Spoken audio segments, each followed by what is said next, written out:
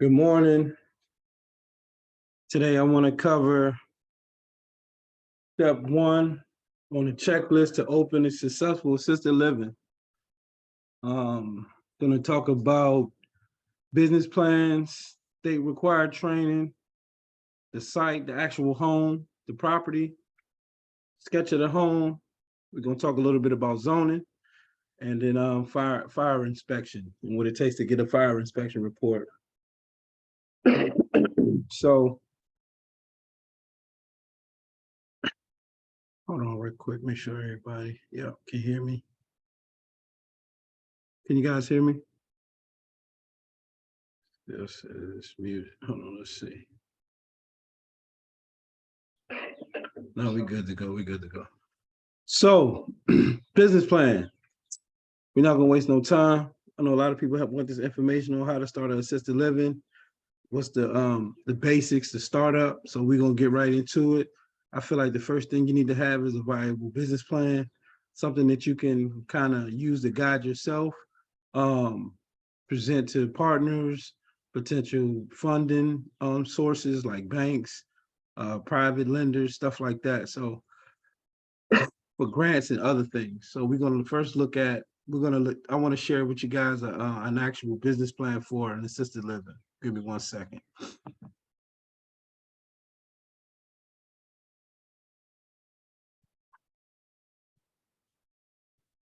Got the birds chirping out. It's beautiful today.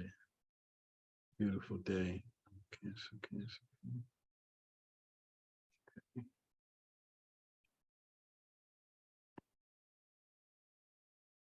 This is a business plan. Here, presentation.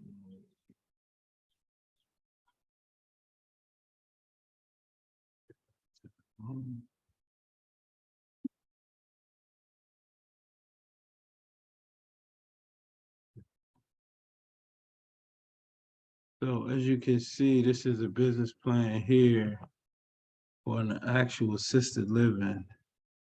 So the first thing we're going to look at, hopefully you guys can see this. Let's see. We're not going to go through the entire business plan step by step, but I just want to give you like some of the key points that you want to have in your plan.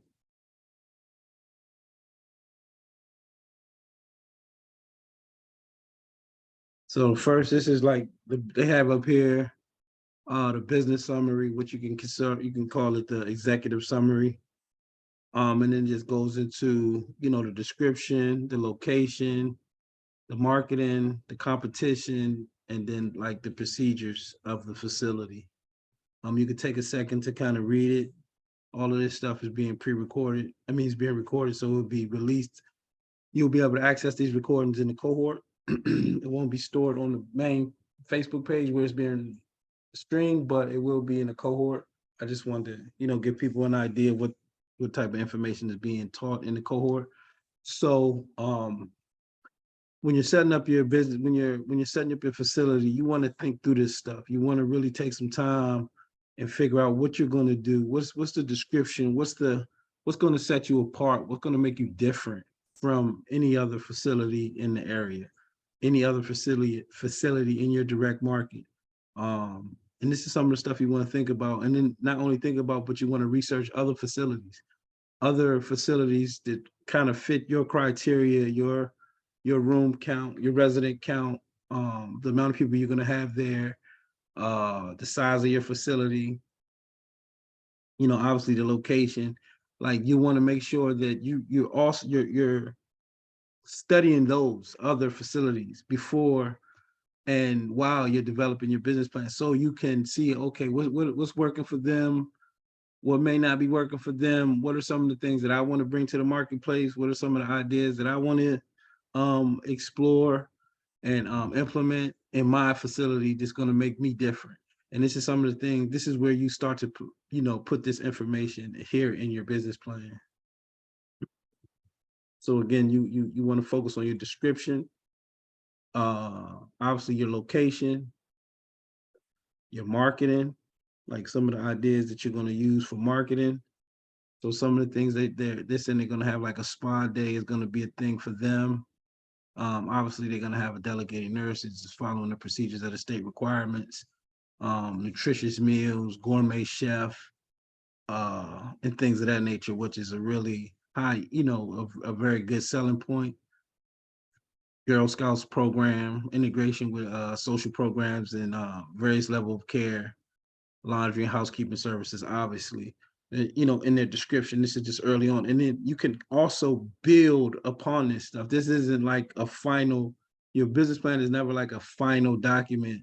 It's always something that you can build on, grow on, edit, expound, and make better as new ideas come along and you make progress in your company, because you, even once you're up and running, you still want to maintain a strong business plan, because you never know when you need to go back to the table for funding or expansion or partners and stuff like that. Obviously, the location. Marketing. Here we have marketing. So what are some of the things they're thinking about using, Facebook and other social media, newsletter, recruitment activities, networking activities, word of mouth is always strong. The spa days. The spa days is a good draw.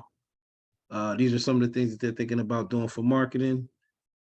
The competition, they have a couple competitors in the area that they outline, and you want to know your competition. You want to know who's out there. You want to know who else is doing what you're doing, and what they're doing and how they're what's working for them. And then you also want to see what's what people may be complaining about by like checking reviews and seeing what people aren't happy with in that area or in those specific facilities, so you can make sure you're not making those same mistakes. And you can also use that as leverage to you know add these things and make sure that they're not happening, and saying that you won't have these problems, or you found solution to these problems. um and then we go into procedures. So the Kumar, when you see this word Kumar here, those are the Code of Maryland regulations. So regardless of what you feel like your procedures are, Maryland has a certain standard. So you're going to have procedures, policies, and procedures written up to their standard. And then also, if you do want to add different standards and different policies and things to your facility, you can as well. But it has to at least rise to the Maryland standard. And what they have here, you can see that they're saying that their policies will have that standard and will be provided to the residents, which is great. And then it also has OSHA here, Occupational Safety and Health Administration will be used in managing employees, contractors, and delegate nurses. So that's another great point to have in your business plan as well. So here we can look at, hold on, I can't see certain things because, okay. Personal. So what they plan on having as far as their staff structure, hold on, let me hide this bar. Certain things that y'all can't see, I can see it's kind of blocking my vision. All right, floating controls. Personnel. 3 certified caregivers, 1 delegated nurse, assisted living manager, administrator will be hired under compliance of COMAR and OHCQ. OHCQ is just the office that it's called the OHCQ.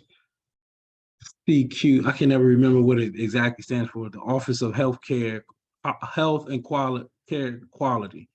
In Maryland. So that's where you go submit your licenses and all of that stuff. So they're saying that they're going to be hiring their staff based on the COMAR, which is the requirements for the state, and submitting it to the office based on the office's standards. Business liability insurance is negotiating general business liability insurance from Nationwide. The policy is pending. Residence costs range from $3,500 to $5,000.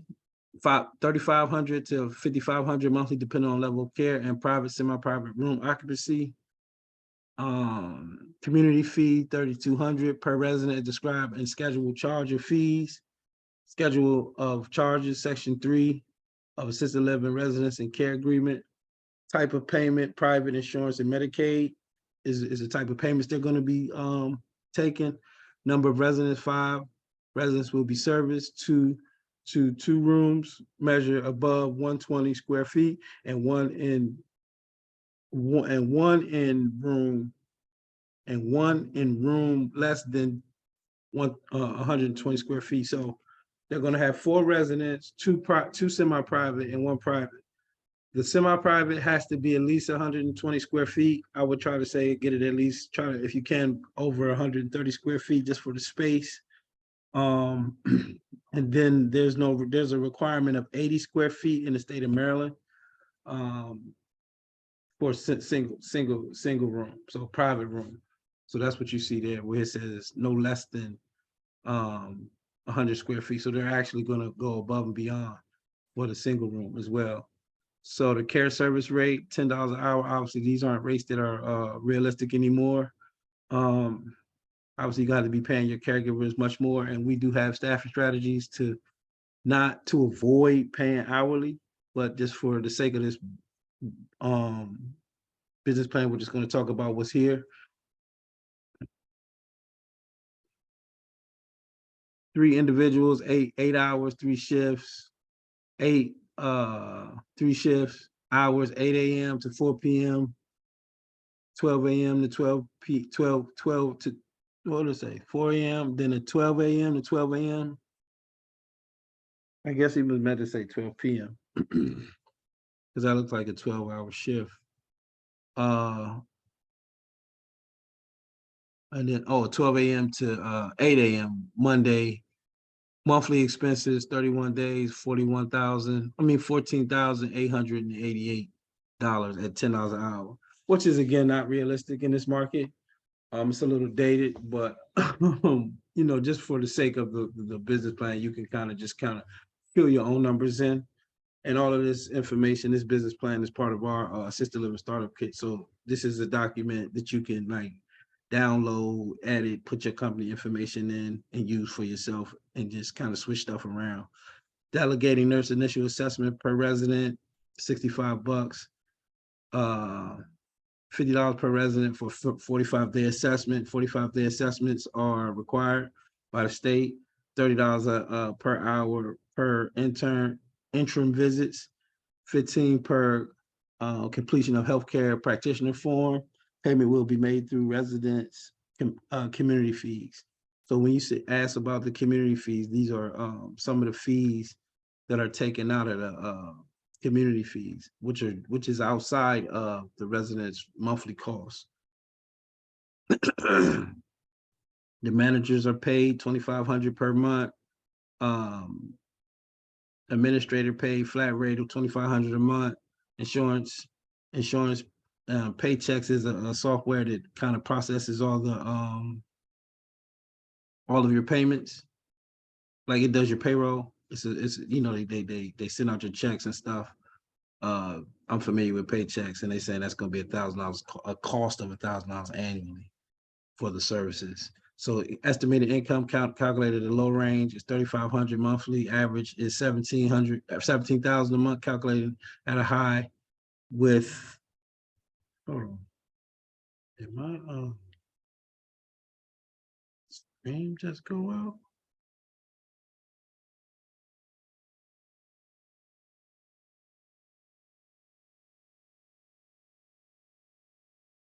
Okay, cool.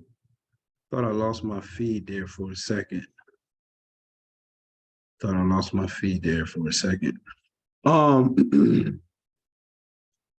So calculating with 5 residents at 5,500, the monthly income average is 27,000. Calculating for residents and 1 at 42 is an monthly average income of 26,200.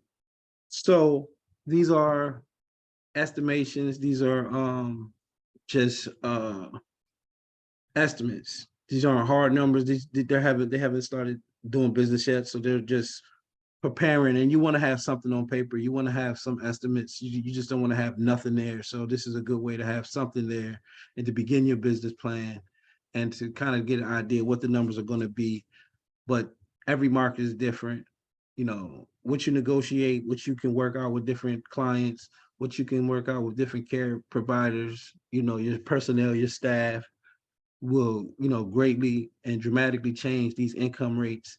Something, you know, obviously some of the costs aren't like are going to be fixed costs. What you got fixed costs like your mortgage, your electric. These are going to be costs that are going to be consistent every month.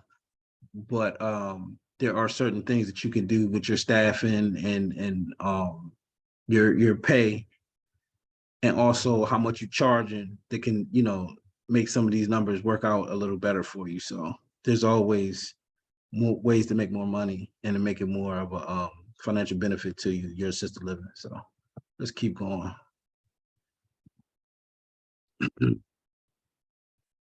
Estimated expenses, facility, 1,500. I'm guessing that's the rent, or the mortgage, the water, gas, Washington gas, electric. Okay, you can see all this stuff here. I don't gotta read it all out. And I guess this is at a yearly, this is on a yearly.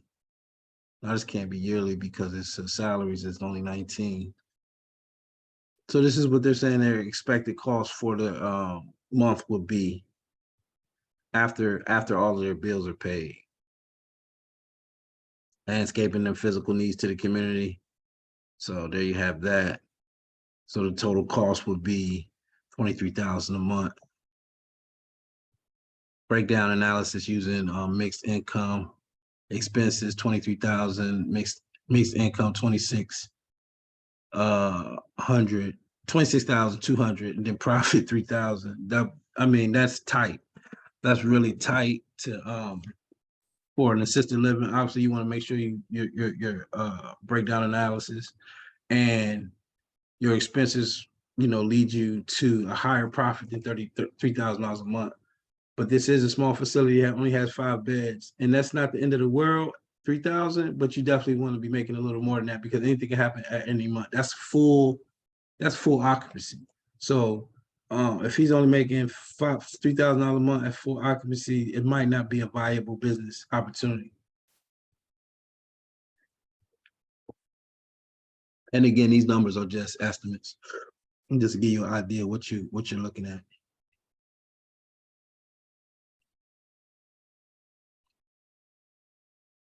Breakdown analysis with low income, expenses, low income, zero profit. Breakdown analysis using high income, expenses. See, your expenses don't change. The income with all the, you know, the residents paying at the highest level is 27,500.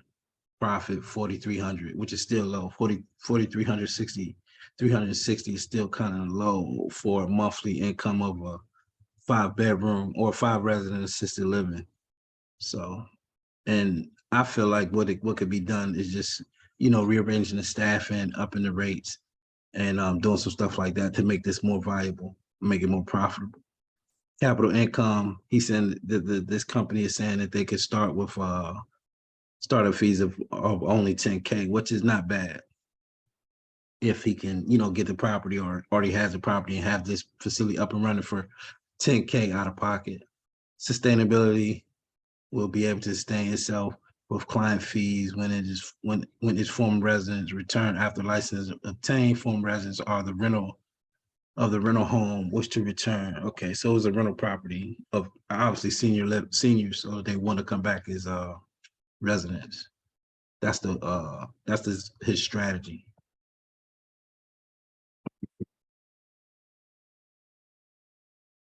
Okay.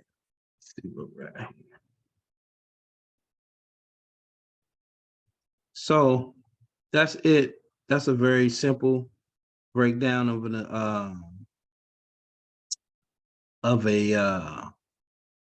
see, look, this is 2012. So this is just a really simple breakdown of a assisted living business plan and some things that you want to make sure you have in your business plan. So let's look at, let's also, now I want to talk a little bit about the next subject that we want to cover, which is, one second, let me get it pulled up.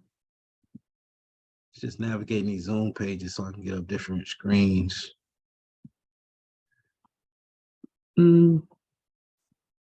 If you have any questions, feel free to post them in the comment section below.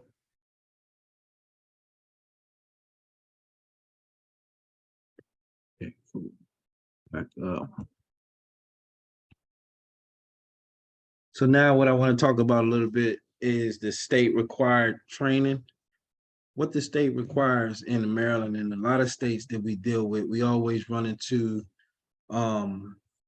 the fact that the state wants you to be trained or have a trained administrator on staff before you open up. You want to have a trained administrator, and they're called an assisted living manager. And you also, and another thing that Maryland requires is it also requires you to have two, actually.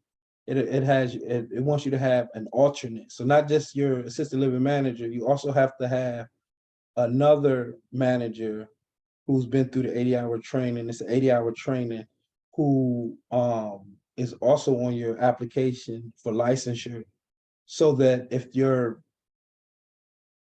first manager is not available, you have backups, because they always want to make sure you have someone there to care for your residents. So basically, the 80-hour training consists of, in Maryland, it consists of like a few different things. So one of the first things they're gonna walk you through is the philosophy of assisted living.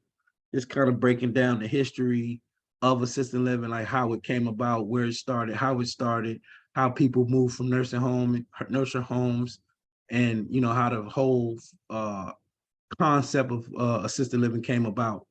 Then they're going to go into the that's like part, that's the first part. Then they're going to have like the aging process and its impact on you, your family, the community, you as an individual, your aging process, and then just the entire aging process in general. That's a part of the training.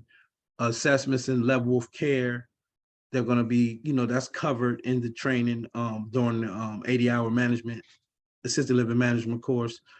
Service planning, like how to plan service. You're going to have to learn how to be, how to plan service and create service plans for your residents as they come in, and how to assess different things when setting up a service plan. Clinical management, like management of like medications and different things that are going on in the facility.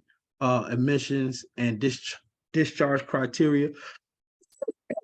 This is another thing that you're going to have to learn as a manager. Nutrition and food safety, mental health, dementia and behavior management, end of life management.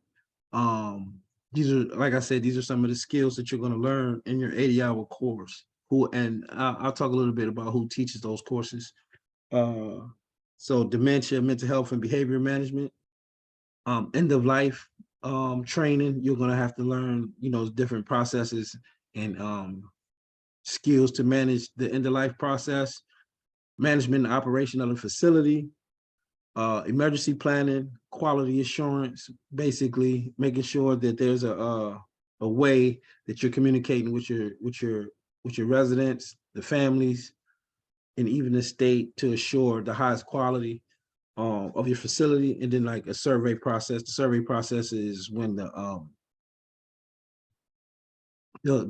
state comes and surveys your property, your facility for the licensing. So these are some of the things you're going to learn in the 80-hour course. And like I said, it's the philosophy of assisted living, aging process and its impact, assessment and level of care, service planning, clinical management, admissions and discharge criteria, nutrition and food safety, dementia, mental health and behavior management, end of life, management and operation of the facility, emergency planning, quality assurance, and survey process preparation. So those are just some of the things that some of the major things that you're going to learn when you're setting up your assisted living. When you're going for your state required training. Different states obviously have different scenarios, but I'm sure that the basics are there. These are some of the basics that you want to that they're going to make you have. Most states require training. All states don't, but most states do require the training. So be prepared when you start to, down this process to take some classes, learn the business. And a lot of times people say, oh, I can just hire a manager. You can, you can hire a lot of people in the beginning. But if you're thinking about, so going back to the business plan, if you're thinking about starting up and you paying somebody $2,500 to be the administrator and then $2,500 to be the manager, the assisted living manager, that's already $5,000 a month.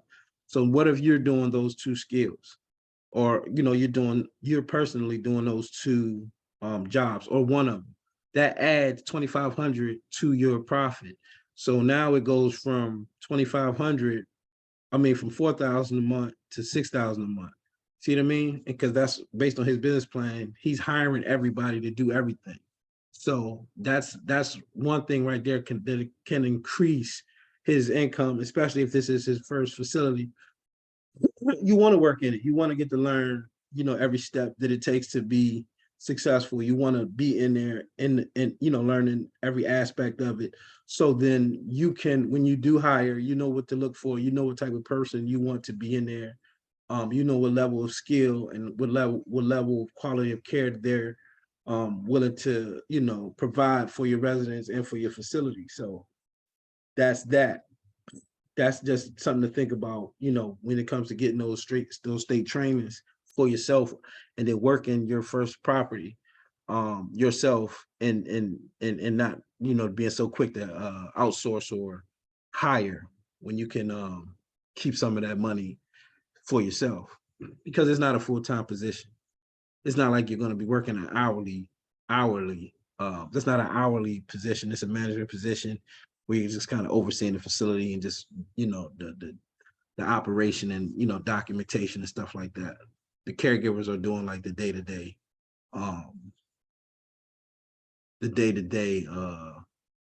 care. So that's state required training. So when you think about the site, another thing that the state is going to want to see from you is that you either own the property or a verified lease. And a verified lease is just a lease that you sign with the owner of the property. You don't have to get it notarized. It's smart too, just so the state would be more comfortable with the lease. But they just want to see that you either own the property.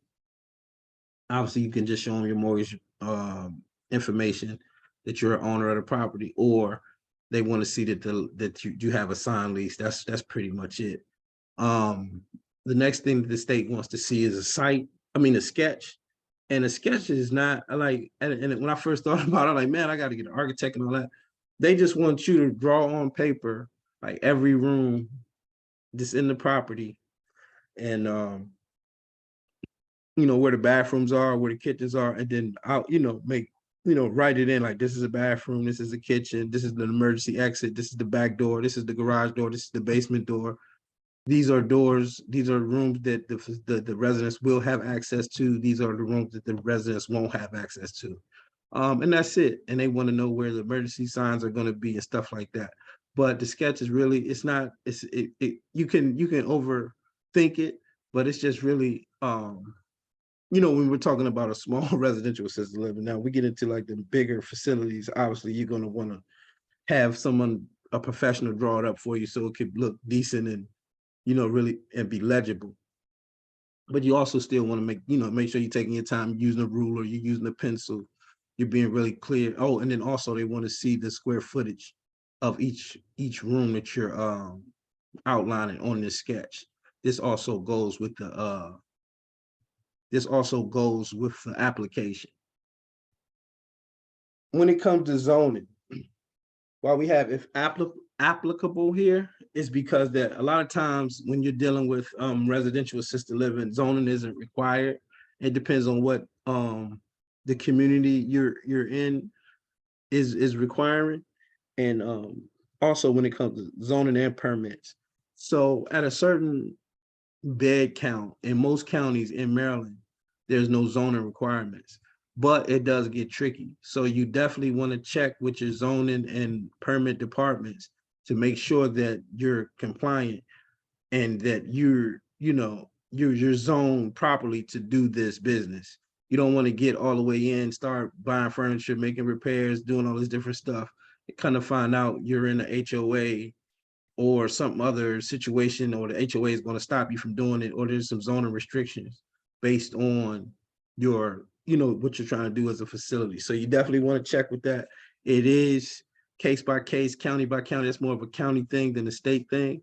So you want to go down to your county office and make sure you're checking in with them and getting that information. And and the crazy thing about it, you'll get to these offices and they don't even know, because the facility is, if it's not a requirement, they don't have a document for things that's not required. They have a thing that's required. So sometimes they won't even have the information, and usually that's a sign that it's not required. But you just want to make sure and double check and make sure you get everything in writing that you're good to go. As far as a fire inspection report, what you usually need to pass a fire inspection is smoke detectors and carbon dioxide detectors. You can get both. They're like one. It's like you just buy one and you put them in each room. I just put them in each room. Don't even think about it. Put them in each room: living room, hallway, kitchen, dining area, every bedroom, laundry room, anywhere that there's a room, garage, every room, storage room. You want carbon dioxide and fire detectors, smoke detectors in every room. And then also you want to make sure that you have the proper amount of fire extinguishers. Fire extinguishers have to be in the kitchens, basement, utility room, or anytime, like where you do laundry, stuff like that. So you also want to make sure you have the proper amount of fire extinguishers with the they're going to require a tag that goes on it with the date, that they expire. So they don't last forever. Sometimes you see them, they be super old and they're there, but they're not, up to fire inspection code. So up to fire codes. So what you do then is once you have everything in place, you just contact the fire department, tell them, they'll come out, they'll survey your property, they'll tell you this, oh, this fire, this these are fine, or these what are they called, fire detectors slash carbon dioxide things need to go somewhere else, or you need to put them. So one time they told me to move it, so I had to move one, and that's it. Like you just had to move it a little higher or something like that.